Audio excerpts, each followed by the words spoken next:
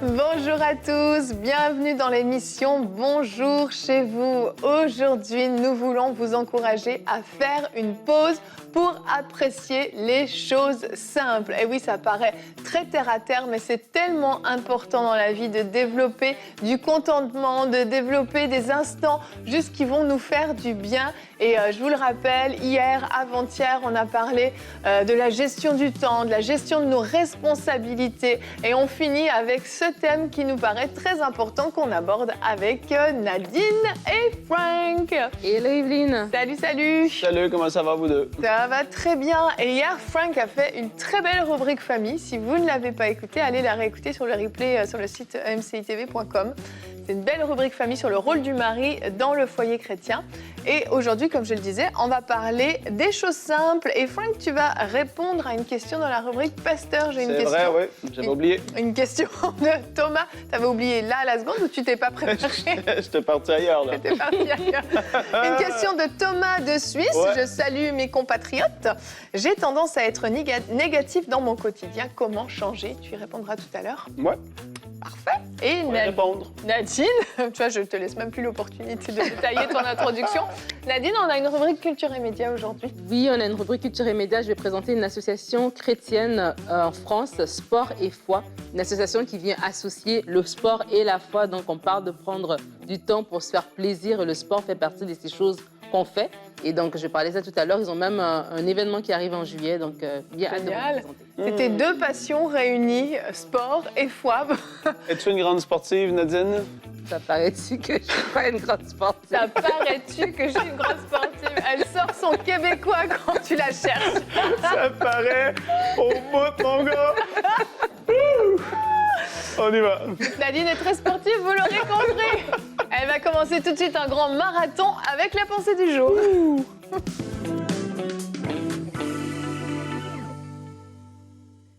Aujourd'hui, j'aimerais vous encourager, alors qu'on parle de prendre le temps de se faire plaisir, de prendre le temps des choses simples de la vie.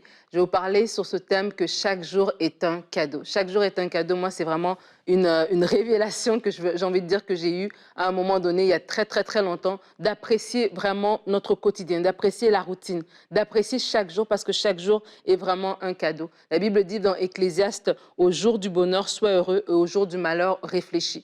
Mais j'aimerais te dire, n'attends pas au jour du malheur pour réfléchir, mais la plupart du temps, pour beaucoup d'entre nous, c'est au jour du malheur qu'on réfléchit. C'est au jour du malheur qu'on se rend compte que c'est vrai, en fait. Chaque jour est un cadeau. C'est vrai que cette relation que j'avais prise pour acquise, en fait, elle était belle. C'est vrai que cet emploi que je me plaignais même des fois à y aller était en fait un bon travail qui me permettait de subvenir à mes besoins. C'est vrai que ceci, c'est vrai que cela, et on regrette au jour du malheur. Mais je t'invite à réfléchir et à apprécier chaque jour, à apprécier ton quotidien. Dans Jacques 4, le verset 13 à 14, je te lis dans la version Semeur. La Bible dit, « Et maintenant, écoutez-moi, vous qui dites, aujourd'hui ou demain, nous irons dans telle ville, nous y passerons une année, nous y ferons des affaires et nous gagnerons de l'argent. Savez-vous ce que demain vous réserve? Qu'est-ce votre vie? Une brume légère, visible quelques instants et qui se dissipe bien vite. » Et ce verset, pour moi, c'est tellement important et tellement fort. C'est vrai qu'on ne prend pas le temps d'apprécier la vie,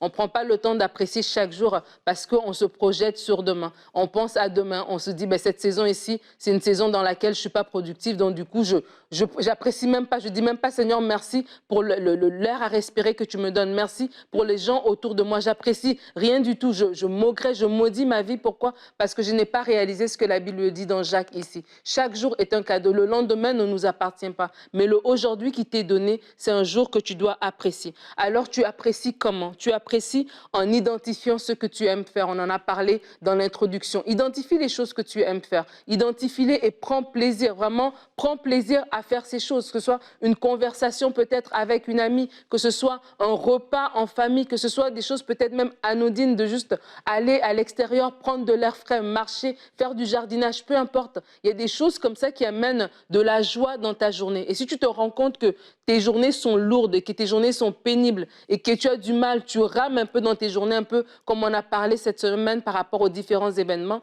ben, du coup, prends le temps de t'arrêter. Prends le temps d'identifier ce que tu aimes faire et prends le temps de le faire. Et j'aimerais vous encourager à revenir à l'essentiel. Des fois, on court après le temps, on court après plein de choses, on fait plein de choses et tout, et on ne se rend pas compte en fait que les journées passent comme ça, et notre vie, elle est juste une succession où elle est remplie de plein d'événements qui ne nous apportent même pas de la joie, on n'est même pas heureux dans notre quotidien. Mais reviens à l'essentiel. L'essentiel, c'est évidemment ta relation avec Dieu. L'essentiel, ça va être ces personnes autour de toi, ta famille, des gens que tu aimes, des activités que tu apprécies, mais vraiment, soyons conscients que nous-mêmes, nous avons un rôle à jouer dans le bonheur de notre quotidien. Ne méprise pas ta vie. Chaque jour est vraiment un cadeau. Et si tu avais l'habitude vraiment de juste maudire ta journée parce qu'il y avait quelque chose qui s'était passé, qui t'avait dérangé, qui t'avait irrité, et du coup la journée était gâchée, mais vraiment je t'invite à méditer sur ce verset de Jacques et à te rendre compte, oui Seigneur, chaque jour est un cadeau. Merci pour cette journée. Peut-être qu'elle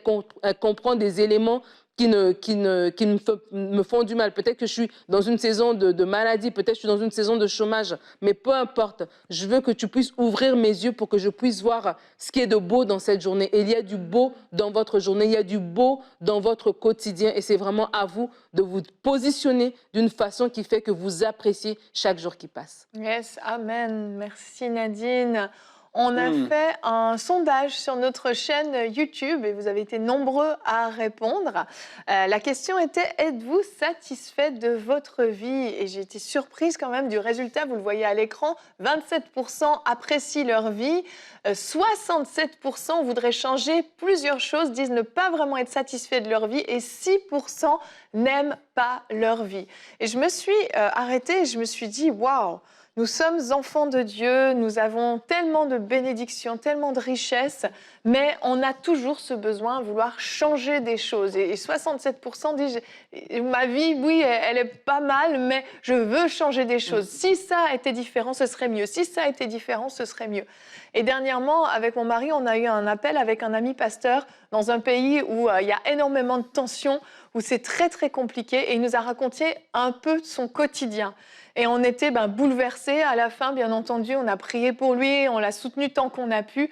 Mais on a réalisé que, mais qu'est-ce qu'on peut se plaindre pour rien du tout?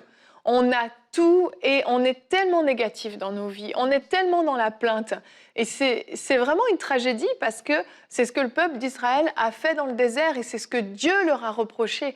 Au lieu de voir ce qu'ils avaient, ils ont vu ce qu'ils n'avaient pas. Ils ont préféré parler des concombres plutôt que de voir la libération surnaturelle qu'ils avaient vécue. Et dans notre quotidien, parfois, on fait ça.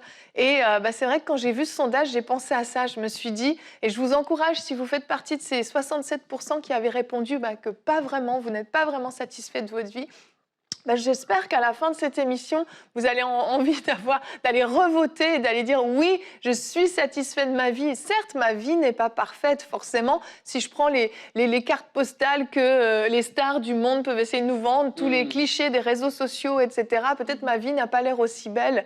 Mais qu'est-ce que j'ai comme richesse extraordinaire? Simplement d'être sauvé. Vous vivez dans un pays où vous n'êtes pas persécuté à cause de votre foi, mais qu'est-ce que votre vie est belle? Oui, vous avez un travail. Qu'est-ce que votre vie est belle? Vous êtes marié, vous avez des enfants. Qu'est-ce que votre vie est belle? Il y a toujours en fait des choses pour lesquelles on peut se réjouir et on peut déborder de reconnaissance pour apprécier ces petites choses de la vie. Et quand on se compare, je crois qu'il faut faire attention justement à la comparaison qui va nous amener à mépriser notre vie. Que de voir, que de dire, il y a des choses que j'aimerais améliorer. Certes, oui. Certainement, je peux dire, oui, j'aimerais avoir ceci, j'aimerais améliorer cela. Mais que ce que nous faisons dans notre vie et ce que nous sommes, c'est deux choses différentes. Et donc, le fait que je sois en vie, je dois être heureux de ça, je dois apprécier cela. Mais la plupart des gens n'apprécient pas leur vie parce qu'il y a des choses dans leur vie, des éléments comme ça qui ne leur plaisent pas et du coup, ils jettent le bébé avec l'eau du bain. Moi, je me rappelle quand dans mon ancien travail, mon emploi séculier, j'avais une collègue de travail que chaque jour, elle se plaignait. Elle se plaignait de son travail, elle se plaignait de ceci. Mais c'est comme tout le temps, mais je me dis, mais si tu n'aimes pas ça, mais abandonne, mais lâche, abandonne, va faire autre chose. Mais comment chaque jour peut être si lourd que ça Donc du coup, même quand il y avait quelque chose de bien, que nous, on avait trouvé ça bien, mais elle ne pouvait pas voir le bien dans ça. Et c'est ça, en fait, c'est que ça te vole et que tu arrives à un point où tu méprises carrément ta vie, en fait. Et c'est ça, c'est que des fois, on ouvre des portes aussi à l'ennemi parce que ces personnes qui ont répondu, ces 6% sont des enfants de Dieu, ils sont sur la chaîne EMC, donc ça veut dire c'est des chrétiens, en tout cas, c'est des personnes qui sont exposés à l'évangile. Mais tu te dis, mais t'aimes pas ta vie, la vie que Dieu t'a donnée, tu l'aimes pas, pourquoi? Et si on creuse, c'est parce que c'est peut-être t'as pas des finances, peut-être parce que t'as pas d'enfants, peut-être parce que t'as pas de mari, mais tu sais, des choses comme ça, tu te dis, mais ces choses-là oui, elles sont bonnes, mais elles sont secondaires à juste l'air à respirer que tu as, à cette grâce de vivre, en fait. Et c'est nos yeux qui doivent s'ouvrir pour apprécier. Apprécie d'abord ce que tu as. Et puis, d'autres choses viendront, mais apprécie d'abord. Et le cœur d'apprécier, ce n'est pas une histoire de moyens. Il y a des gens qui ont très peu, mais qui sont épanouis, qui sont heureux. Puis il y a des gens qui ont tout, mais ils trouvent toujours le moyen de ne pas être content, en fait, de ne pas être satisfait. Donc, ça veut dire que c'est une posture de cœur, en fait. Ça n'a rien à voir avec notre extérieur. C'est sûr qu'il y a certains extérieurs qui sont beaucoup mieux que d'autres. On refuse pas ça, puis on ne minimise pas non plus des personnes qui, en ce moment, vivent des choses difficiles. On ne minimise pas, mais on dit tout simplement, comme tu l'avais dit hier ou avant-hier, qu'on a tous 24 heures. Ben, aujourd'hui, j'ai cette journée. Mais qu'est-ce que j'en fais? Seigneur, je te remercie pour cette journée. Oui, je suis vraiment reconnaissante pour le fait que tu m'as sauvée. Je suis reconnaissante pour ce que j'ai. Et vraiment, quand on a cette attitude, je vous assure que la vie, elle est beaucoup plus simple, c'est beaucoup plus léger, c'est beaucoup plus fun, on prend vraiment beaucoup plus de plaisir dans notre vie lorsqu'on a cette posture de cœur. Ouais. On parle des choses profondes quand même. Hein. Des choses à la source. Ouais. Moi, j'aime au Canada, après l'hiver, entendre les oiseaux. Pour la première fois, je chantais à l'extérieur de ma fenêtre. C'est bête, ça semble tellement simple, mais c'est comme... et tu sens le printemps qui arrive. Ouais. Et on peut vite oublier toutes ces petites choses. La Bible dit que la pluie tombe sur les justes et les injustes.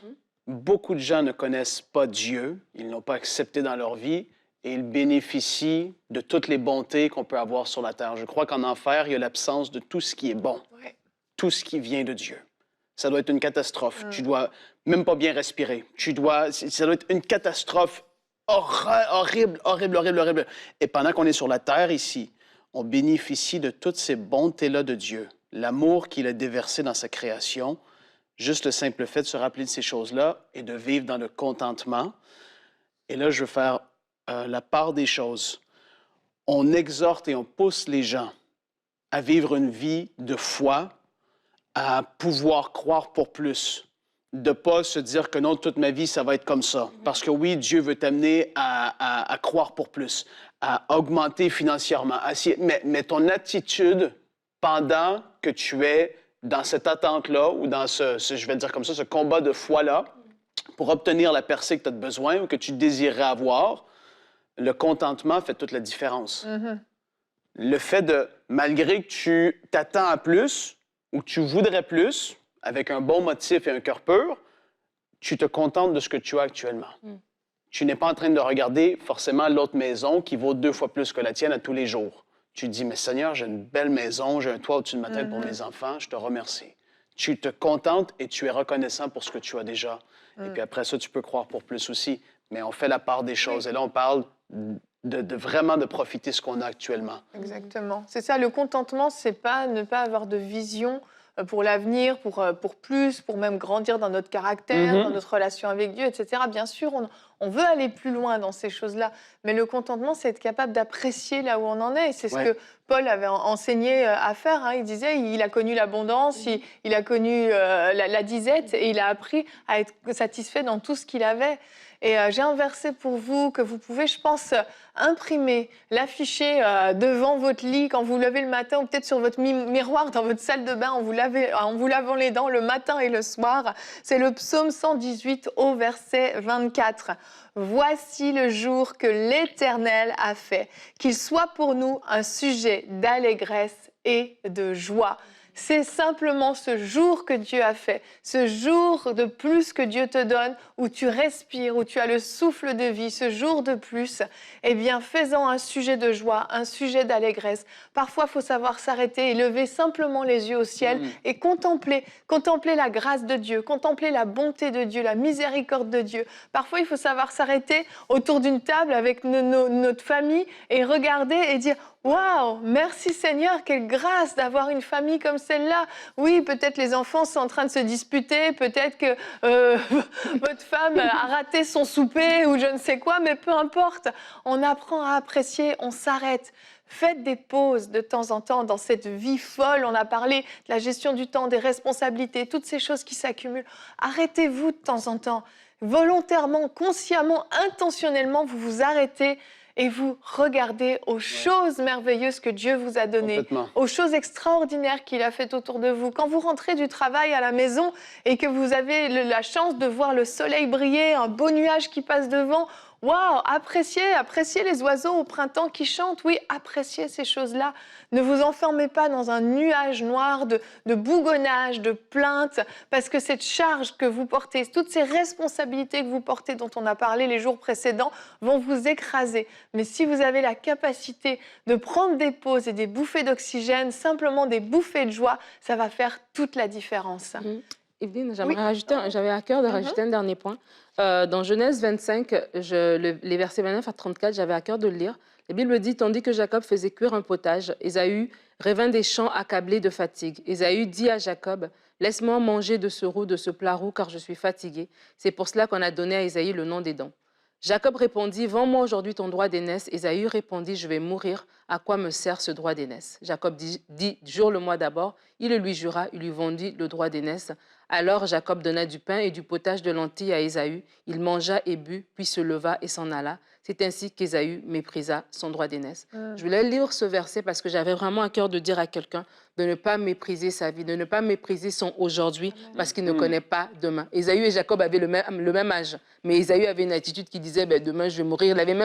Il pensait même pas à l'avenir, donc du coup il a méprisé ce droit d'aînesse. Il a donné à Jacob, on connaît le reste de l'histoire. Et je sais que pour certains d'entre vous, vraiment, peut-être qu'aujourd'hui c'est difficile, peut-être qu'aujourd'hui c'est compliqué et vous êtes les 67% ou les 6%. Et peut-être qu'aujourd'hui c'est compliqué, mais vous ne connaissez pas votre demain. Donc ne méprisez pas votre vie, ne parlez pas la mort sur votre vie, pas à cause des circonstances d'aujourd'hui. Demain est un jour nouveau et aujourd'hui c'est la journée que l'Éternel a faite. Prenez vraiment du temps, si vraiment c'est votre cas, je sens vraiment de dire à quelqu'un, répands-toi, va dans la présence de Dieu, que Dieu te donne cette joie. Elle est gratuite et elle est la résultante du fruit de l'Esprit de Dieu qui est en toi. Elle n'est pas sujette à tes circonstances, mais c'est l'Esprit de Dieu en toi qui te donne cette joie. Amen. Tellement vrai, tellement vrai.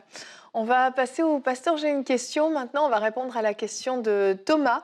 Eh bien, Thomas apparemment souffre du même problème que Ésaü. J'ai tendance à être négatif dans mon quotidien. Comment changer, On sait tous, on connaît cette expression, voir le verre à moitié vide. Voir Je vais y arriver. Le vide à moitié plein. On va parler de sortir de cet état de négativisme. Est-ce que ça se dit, ça? Bon, on peut le dire. Ben, c'est bon, on peut le dire. C'est sûrement pas dans le dictionnaire, c'est pas grave. On va parler de traiter la chose à la source parce qu'on pourrait juste essayer de donner des petits traitements pour les symptômes qui sont là. Mais en fait, il y a vraiment une source et il faut arracher à la source cette chose qui va créer cette attitude négative et aussi de plainte et tout ce qui va avec. On parle de négatif, on parle de plainte, de ci, de ça. Comme Nadine elle avait dit, cette personne-là, il y a des attitudes qui peuvent être présentes dans notre vie et dans la vie des gens autour de nous. Et puis, il faut vraiment arracher à la racine. Et dans Matthieu 12, verset 34, Jésus parle aux pharisiens. « Race de vipères, comment pourriez-vous dire de bonnes choses, méchants comme vous l'êtes? Car c'est de l'abondance du cœur que la bouche parle. » Donc là, la source, c'est ce qu'il y a dans le cœur. C'est ça qui va sortir de notre bouche. Parce que comment que ça fonctionne? Et je le dis souvent, il y a des choses dans la vie chrétienne, c'est tellement simple et ça revient parfois à la même vérité. Il faut vraiment pouvoir traiter à la source, comme Romains 12.2 nous le dit, vive la métamorphose de notre intelligence. Romains 12.2 dit, ne vous conformez pas au siècle présent, mais soyez transformés par le renouvellement de l'intelligence, afin que vous discerniez quelle est la volonté de Dieu, ce qui est bon, agréable et parfait. J'ai beaucoup enseigné sur les pensées dans ma vie, prêché souvent à ce sujet-là, parce que c'est une réalité. Ce qui est prédominant dans vos pensées, c'est ce qui va aussi sortir de votre bouche, mais avant que ce soit une vérité dans vos pensées qui soit hyper forte, ce qu'on va appeler une forteresse, ça va être même dans votre cœur. C'est-à-dire au plus profond de vous, il y a des choses que vous avez acceptées, il y a des façons de penser, des façons d'être que vous avez acceptées à l'intérieur de vous qui font que dans votre système de pensée, il y a des forteresses qui s'élèvent. Il y a des mauvaises façons de penser, mauvaises façons de voir, qui vont se créer, et c'est comme une guerre dans vos pensées, et puis finalement, ça devient tellement fort que c'est ce qui sort de votre bouche. Il y a des gens qui sont tellement négatives, qui ne réalisent même pas, mais ils s'attendent au pire, tout le temps. Mm. Ah, c'est ça qui va m'arriver, c'est certain. Mm-hmm. Si j'attrape ça, je vais mourir. Ils s'attendent au pire constamment, c'est parce que dans leur pensée, c'est comme ça. Ils voient, justement, en effet, le mauvais dans la vie des autres. Et ils vont voir le mauvais dans leur famille, dans leurs enfants et dans leurs femmes. C'est tout ce qui va sortir de leur bouche. C'est constamment. Ah, lui, il est comme ça. Et ils blâment, ils se plaignent, ils voient, c'est toujours négatif. Donc là, on va arracher à la source et on veut faire comme Jésus l'a expliqué dans Matthieu 6 et au verset 27. Là, je vous parle d'une transformation au sujet de l'inquiétude, admettons. Mm-hmm. Parce que on parle d'être négatif, mais comme je dis, c'est très large. Dans Matthieu 6, verset 27 au verset 29, Jésus a dit « Qui de vous, par ses inquiétudes, peut ajouter un instant à la durée de sa vie? » C'est tellement fort. Mm-hmm. Qui de vous, par ses inquiétudes, peut ajouter un instant à la durée de sa vie? En voulant dire, pourquoi tu fais ça? Qu'est-ce que ça va te donner? Ça va ajouter à ta vie? Ça va apporter du bien?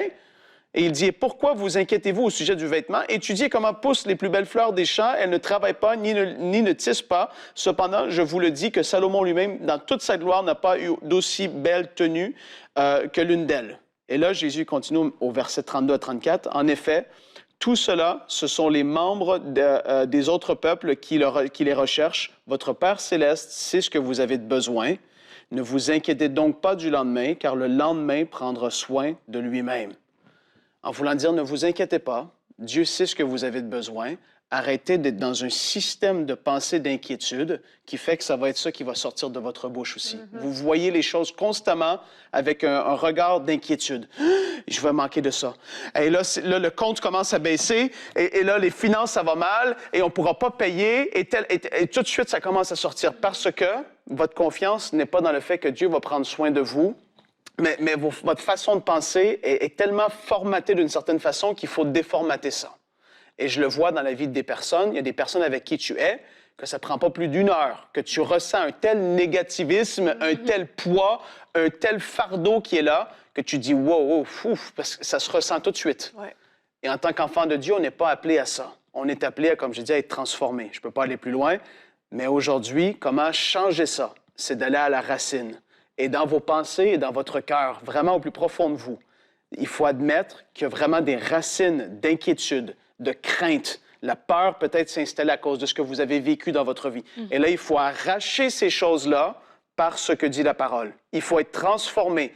J'ai vécu des réalités, j'ai accepté des pensées, il y a des choses qui sont à l'intérieur de moi, mais pourtant, c'est contraire à ce que dit la parole. Maintenant, je dois arracher ces choses-là, et maintenant, quand les choses vont mal aller, le compte va commencer à baisser pour X raison, il arrive une réparation énorme qui fait que ton petit coussin que tu avais, tu le perds, tu ne vas pas commencer à stresser et déclarer de ta bouche, tu vas dire, ben, Dieu va pourvoir à mes besoins. Ça change complètement. Ça change parce que ce qui est en toi, c'est la parole et c'est ce qui sort de ta bouche. Sois béni, Thomas de la Suisse. Amen. Merci, Amen. Frank. Je ne peux pas aller plus loin, mais écoute, c'est tellement énorme comme sujet. C'est une très belle question. Hein. Très, très, très important à traiter. Effectivement. Vraiment belle question. Ouais. On enchaîne avec notre rubrique Culture et Médias.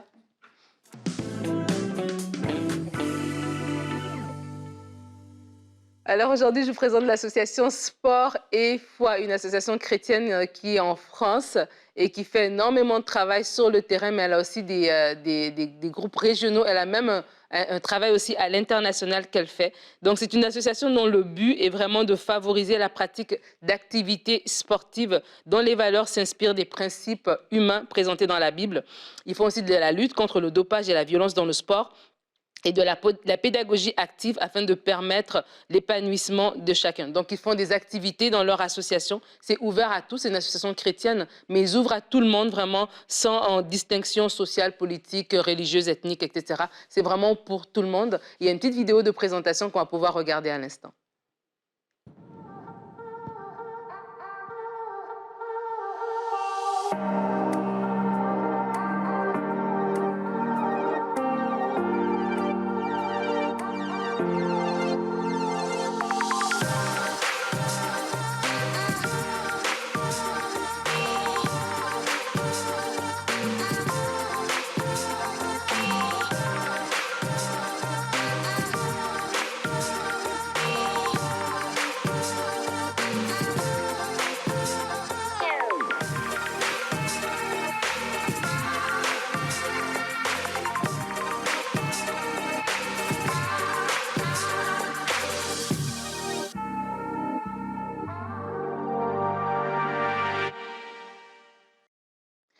Voilà. Et comme vous pouvez voir sur la dernière image sur la vidéo, il y a un camp qui arrive bientôt, un événement qui arrive bientôt au mois de juillet. Et je vous encourage à aller sur leur site sportetfoifrance.org et vous allez pouvoir avoir toutes les informations sur cet événement à venir. Il y a des pamphlets aussi qui vont s'afficher à l'écran par rapport à cet événement. Alors leur but, leur vision, c'est vraiment de voir les personnes qui aiment le sport aimer Dieu, les voir transformées par l'amour de Dieu et témoigner à travers leur vie et leur manière de jouer. Donc vraiment dans ce qu'ils organisent, j'ai dit tout à l'heure, ils organisent des manifestations sportives, mais des conférences, des sessions de formation, des camps de vacances, des missions à l'étranger. Et lorsqu'ils font le sport, donc c'est genre, exemple, il y a une équipe qui est là, avant, après, il y a comme un petit temps où est-ce qu'ils échangent sur quelque chose, par exemple des règles de jeu. Dans le sport, il y a des règles. Ils enlèvent les règles. Si on enlève les règles, qu'est-ce qui se passe? Il y a comme une espèce de discussion, et là, on en vient aussi à la fois, lorsque Dieu nous donne des règles de vie, ce n'est pas pour que nous casser, mais c'est pour nous protéger. Donc, ils font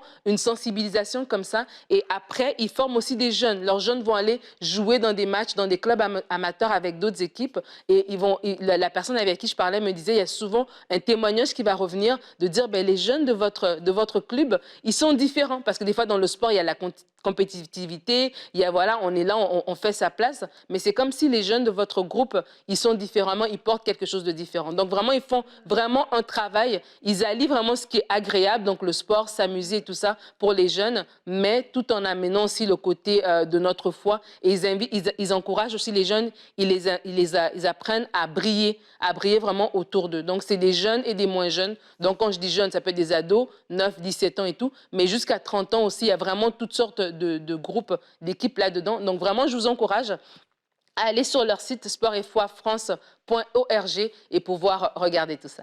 C'est génial, merci beaucoup Nadine. On inscrirait bien nos garçons. Hein. Ouais, j'ai pensé. Ah bah oui, j'ai pensé que tu y avais pensé. Ça, c'est vraiment, vraiment cool. On vous encourage vraiment à faire participer vos enfants à ce genre d'activité. C'est important aussi qu'ils puissent connecter avec d'autres chrétiens, même si c'est ouvert à tous. On s'entend qu'il y a certainement pas mal de chrétiens qui y participent. C'est une belle activité pour l'été et même de manière générale tout au long de l'année. C'est vraiment super. Merci pour cette découverte, Nadine. C'est chouette. Et nous, on se retrouve demain pour notre dernière émission de la semaine. Comment faire de Jésus son Seigneur et son Sauveur? Alors, peut-être c'est évident pour vous que Jésus est votre Seigneur et votre Sauveur, est-il également votre Seigneur? Et nous aurons une rubrique réponse d'experts avec Michael. Comment naître de nouveau? Une émission spéciale où on va vraiment reparler de la nouvelle naissance, comment vraiment donner entièrement sa vie au Seigneur. C'est une très belle émission qu'on aura demain, donc on vous invite à nous rejoindre. Merci d'avoir été avec nous et bonjour chez vous.